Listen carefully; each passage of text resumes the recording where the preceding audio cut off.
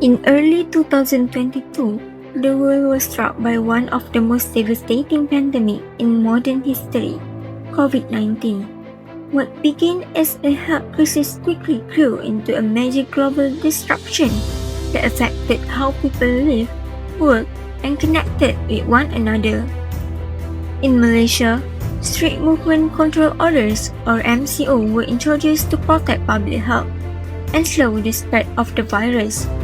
While these measures were crucial, they brought both challenges and opportunities for the nation's economy. On one hand, business faced temporary closure, reduced operation, and rising unemployment.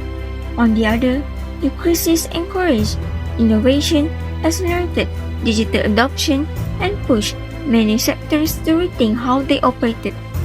The impact reached every corner of the economy, influencing production, distribution, and services in different ways. Some sectors experienced significant setbacks, while others discovered new pathways for growth and adaptation.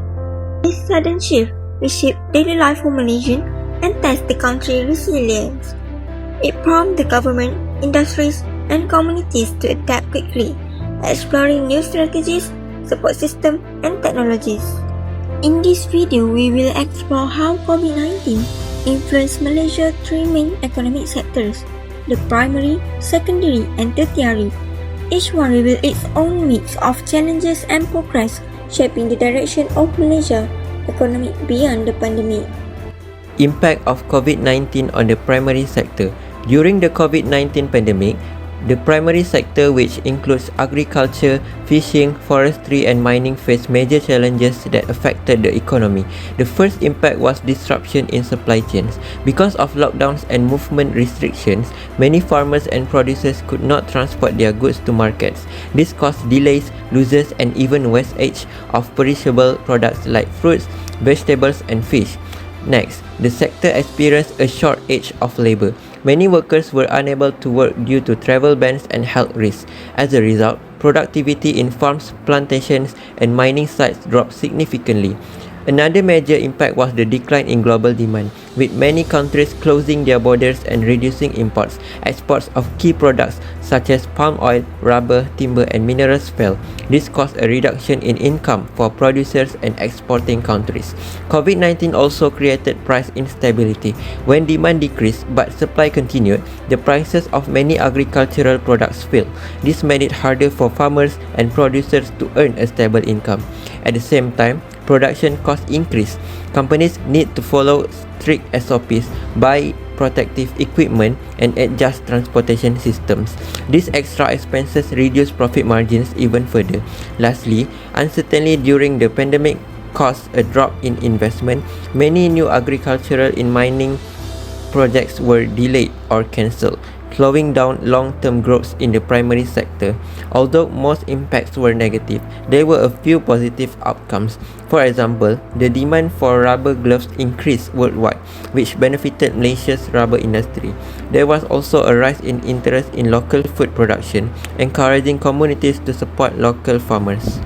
The COVID-19 pandemic has had both negative and positive impacts on the Malaysian economy, especially on the secondary sector.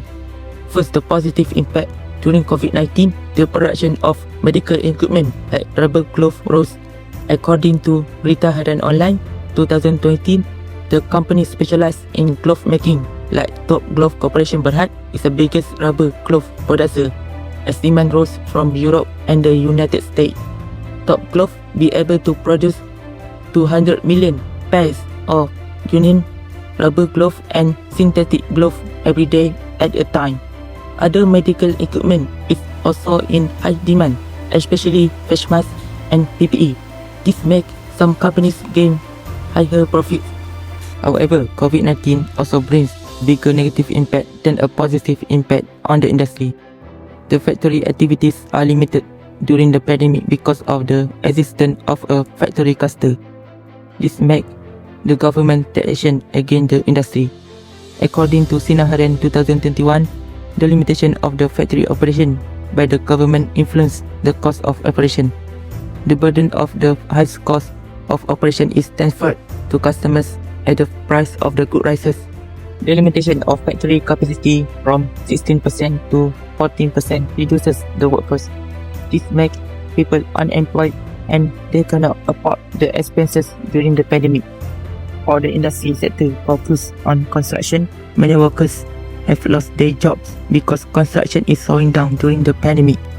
According to the Department of Statistics Malaysia 2020, the percentage of workers who lost in the construction industry is 11.8%. This shows the bad effect of COVID-19 on the secondary sector. The COVID-19 pandemic brought profound change to Malaysia's economic structure, particularly within the tourist sector, the service sector, which serve as the backbone of national economic activity. This is the sector most severely affected because it depends heavily on human interaction, physical mobility, and consumer demand. When the Movement Control Order (MCO) was implemented, many service activities were abruptly halted, causing deep and immediate economic distribution. Research showed that hotel occupancy rate fell below 20% at the peak of the pandemic, forcing many hotels to scale down operation, lay off employees, or temporarily shut down. This situation is documented in detail by Che Ahmad et al. 2023, who highlight the immense pressure faced by Malaysia hospitality industry. In the food and accommodation subsector, challenges are even more significant. A UiTM study found that 70% of accommodation workers and 78% of food service workers experience unpaid leave or reduced working hours, revealing the vulnerability of service sector labor when demand plummets. The tourism subsector experienced near total paralysis as the border closed and the Visit Malaysia 2020 campaign was cancelled. This directly affected hotel, travel agent, e-hailing driver, tourist bus operator, small trader, and local community dependent on tourist arrival. Hanafia et al. 2021 reported that many tourism business suffered critical loss due to mass cancellation and zero-income travel. In conclusion, the COVID-19 pandemic brought major disruptions to Malaysia's economy, affecting income, employment, and the flow of goods and services.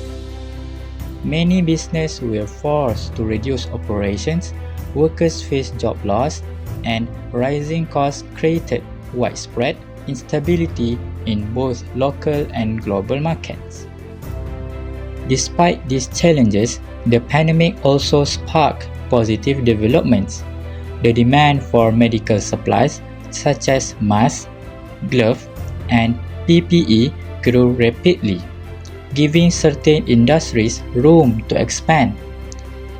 At the same time, digital transformation accelerated as more people and business adopt e-commerce, food delivery, online learning, and digital banking.